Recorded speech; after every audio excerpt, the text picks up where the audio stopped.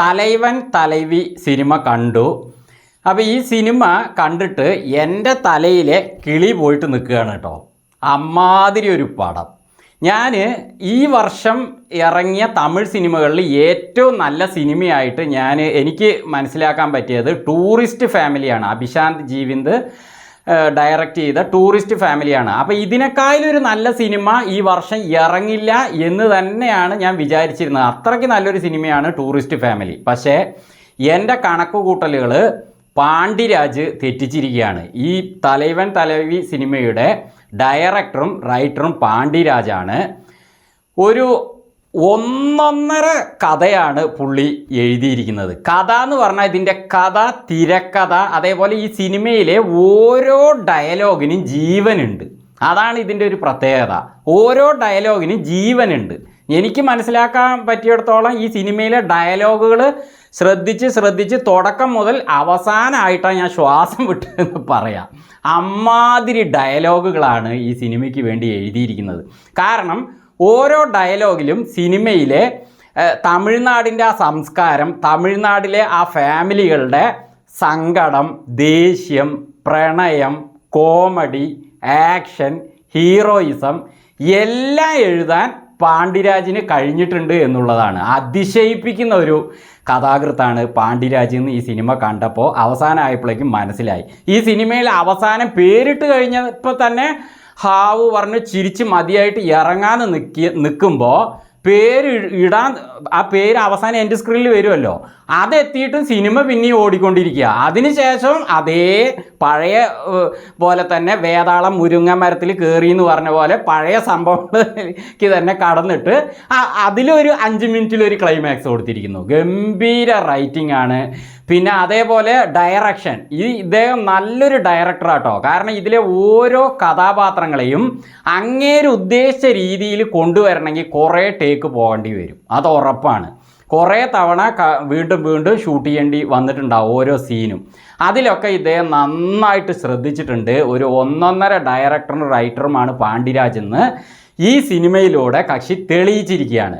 പിന്നെ വിജയ് സേതുപതിയുടെ സിനിമകൾ എങ്ങനെയായിരിക്കും എന്ന് വെച്ചാൽ അദ്ദേഹം ഒരു റിയാലിറ്റിയിൽ അഭിനയിക്കുന്ന ഒരു നടനാണ്. റിയാലിറ്റി എന്ന് പറഞ്ഞാൽ അങ്ങേര് ശരിക്കും എങ്ങനെയാണോ കാര്യങ്ങൾ അതേപോലെ തന്നെയാണ് ഡയലോഗ് പറയലും അങ്ങേരുടെ ഭാവങ്ങളൊക്കെ വരിക. അങ്ങനെ ഒരു നടൻ തന്നെയാണ് ഈ സിനിമയ്ക്ക് വേണ്ടത് ഹീറോ ആയിട്ട്. അപ്പോൾ ഈ സിനിമയിൽ അതേപോലെ നിത്യാമേനോനും ഒരു റിയാലിറ്റി പോലെ അഭിനയിക്കുന്നവരാണ്. ഈ മെർസൽ സിനിമയിലൊക്കെ അവർ അഭിനയിച്ചിട്ടുണ്ടല്ലോ, അതിനേക്കാളും ഈ സിനിമയിൽ ഞാൻ പറയാം. അപ്പോൾ നിത്യാമേനോനെയും വിജയ് സേതുപതിനെയും തന്നെ ഈ സിനിമയിൽ ഹീറോയിനായിട്ട് തിരഞ്ഞെടുക്കാൻ കാരണം എന്താണെന്ന് പറഞ്ഞാൽ ആ ഡയറക്ടർ ഉദ്ദേശിച്ച ആ കഥയ്ക്കനുസരിച്ച കഥാപാത്രങ്ങൾ ലഭിക്കണം എന്നുള്ളത് കൊണ്ടാണ്. അപ്പോൾ പേരരസി എന്ന കഥാപാത്രവും ആകാശവീരൻ എന്ന കഥാപാത്രത്തിന് ജീവൻ കൊടുക്കണമെങ്കിൽ ഇവർ രണ്ടുപേരും തന്നെ വേണം. അങ്ങനെ അഭിനയിച്ചിട്ടുണ്ട് രണ്ടാളും. നിത്യാമേനോനൊക്കെ അസാധ്യം, ഒന്നും പറയാനില്ല, പൊളിച്ചിട്ടുണ്ട്. അതേപോലെ വിജയ് സേതുപതി, ഇവർ രണ്ടുപേരും തന്നെ. വിജയ് സേതുപതിയുടെ കാര്യം പറയണ്ടല്ലോ, അങ്ങേരും സെക്കൻഡ് അങ്ങോട്ട് ചിലപ്പോഴൊക്കെ അങ്ങോട്ട് ഷൗട്ട് ചെയ്യാണ്. ഭയങ്കര ഒച്ചപ്പാടും ബഹളവും കാര്യങ്ങളും. അങ്ങേരുടെ ആ ഡയലോഗ് ഈ സിനിമയിൽ അങ്ങനെയാണ്, ആ കഥാപാത്രം അങ്ങനെയാണ്. ഗംഭീരമാക്കിയിട്ടുണ്ട് വിജയ് സേതുപതി. പിന്നെ ഇവരുടെ എല്ലാം ഇടയിൽ കുടുങ്ങിപ്പോയത് നമ്മുടെ ചെമ്പൻ വിനോദ് ജോസാണ്. കക്ഷി ഇവരൊക്കെ അഭിനയിക്കുന്നത് കണ്ട അന്തം വിട്ട് നിന്നിട്ടുണ്ടാവുമെന്ന് എനിക്ക് മനസ്സിലാവുന്നുണ്ട്. കാരണം ഇവരുടെ ഇടയിൽ അഭിനയിച്ച് പിടിച്ച് നിൽക്കണമെങ്കിൽ നല്ല പണിയാണ്. ചെമ്പൻ വിനോദ് നല്ലൊരു നടനാണ്. അപ്പോൾ ഇവർ അഭിനയിക്കുന്നത് കണ്ട് അന്തം വിട്ടിട്ടുണ്ട്. കാരണം അവർ റിയലായിട്ട് അഭിനയിക്കുകയാണ്.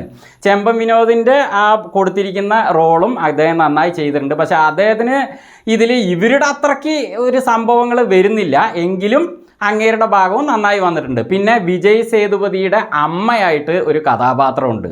പൊളിച്ചു എന്ന് പറഞ്ഞാലും പോരാ, പൊളിച്ചു. ഒരു തമിഴ്നാട്ടിലൊക്കെ ഒരു മക്കളുടെ അമ്മ കഥാപാത്രങ്ങൾ, നെഗറ്റീവ് കൂടി കലർന്ന കഥാപാത്രങ്ങൾ എങ്ങനെയായിരിക്കുന്നു അവർ ഈ സിനിമയിലൂടെ തെളിയിച്ചിരിക്കുകയാണ്. ദീപാ ശങ്കറാണ് ആ വേഷം ചെയ്തിരിക്കുന്നത്. അവരും പൊളിച്ചിട്ടുണ്ട്. ഈ ഞാൻ പറഞ്ഞ കഥാപാത്രങ്ങൾ മാത്രമല്ല, നടന്മാരും നടിമാരും മാത്രമല്ല, ഈ സിനിമയിൽ അഭിനയിച്ചിരിക്കുന്ന എല്ലാവർക്കും തന്നെ അവരവരുടെ റോളിന് വളരെ പ്രാധാന്യമുണ്ട്. അതായത് ഒരു തമിഴ്നാടിനെ അങ്ങനെ എടുത്തു കാണിക്കണം, അങ്ങനത്തെ ഒരു സിനിമയാണിത്. അവിടുത്തെ ഇതൊരു ഫാമിലി മൂവിയാണ്. അപ്പോൾ ഫാമിലിയിൽ എങ്ങനെയൊക്കെ ആയിരിക്കും ഇവർ ദേഷ്യപ്പെടുന്നതായിട്ടാവും നമുക്ക് തോന്നുക. പക്ഷേ ദേഷ്യമായിരിക്കില്ല. ആ ദേഷ്യം ചിലപ്പോൾ സ്നേഹത്തോടെയുള്ള ദേഷ്യമായിരിക്കും.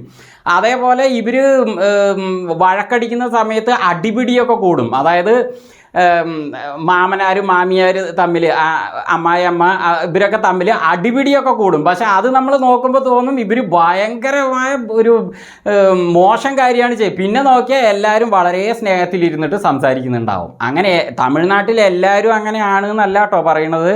പലരും അങ്ങനെ ഒരു സംസ്കാരത്തിലൂടെ പോകുന്ന ഗ്രാമങ്ങളും പട്ടണങ്ങളും ഒക്കെ ഉണ്ട്. അതൊക്കെ ഈ സിനിമയിലെ ഈ ഫാമിലികളിലൂടെ നമുക്ക് ശരിക്കും മനസ്സിലാക്കിച്ച് തരാൻ പാണ്ഡിരാജ് ഡയറക്ടറിന് സാധിച്ചിട്ടുണ്ട്. പിന്നെ യോഗി ബാബുവിൻ്റെ ചിത്തിരൈ കഥാപാത്രം, ഈ ചിത്തിരൈ ദൈവത്തിൻ്റെ അടുത്ത് എപ്പോഴും പോയി പ്രാർത്ഥിക്കുന്നുണ്ട്. പ്രാർത്ഥിച്ചിട്ട് അതിന് ഉത്തരം തരാൻ പറഞ്ഞിട്ട് പറയുന്നുണ്ട്. ആ ഉത്തരം എന്താണെന്ന് നിങ്ങൾ സിനിമ കണ്ട് മനസ്സിലായിക്കോളി. ഉത്തരം തന്നാലേ അദ്ദേഹത്തിന് പോകാൻ പറ്റുള്ളൂ. അതെന്താണെന്ന് സിനിമ കണ്ട് മനസ്സിലായിക്കോളി. അതേപോലെ ഇതിൽ പെണ്ണ് കാണാൻ പോകുമ്പോൾ പെണ്ണിനും ചെറുക്കനെ ഇഷ്ടപ്പെടാൻ ഒരു കാര്യം ഇതിൽ കാണിക്കുന്നുണ്ട്.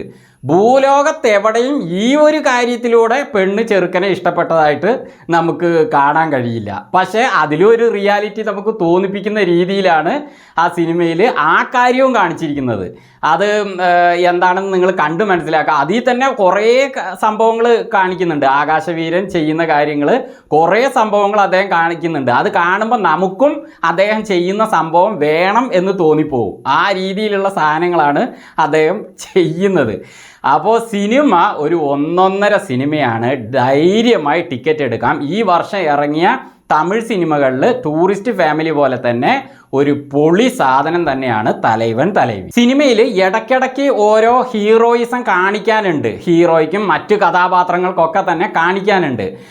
ആർ.കെ. സുരേഷ് ഒരു വില്ലൻ അല്ലെങ്കിലും വില്ലൻ്റെ പോലത്തെ ഒരു ലെവലിൽ ഈ സിനിമ, വില്ലന്മാർ ഈ സിനിമയിൽ പറയാൻ അങ്ങനെ ഇല്ല, പക്ഷേ എല്ലാവരും വില്ലന്മാരാണെന്നും പറയാം. അതുപോലെ ആക്ഷൻ സംഭവങ്ങൾ വരുമ്പോൾ അപ്പോൾ കൊടുക്കുന്ന മ്യൂസിക്, സന്തോഷ് നാരായൺ നന്നായിട്ട് മ്യൂസിക് കൊടുത്തിട്ടുണ്ട്.